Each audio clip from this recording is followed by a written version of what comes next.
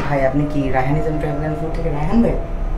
কি অবস্থা, কেমন আছেন? এই তো ভালো আছি, কিন্তু আপনাকে ভিডিওতে না যেমন লাগে সামনাসামনি এরকম লাগে না ভাই। আচ্ছা।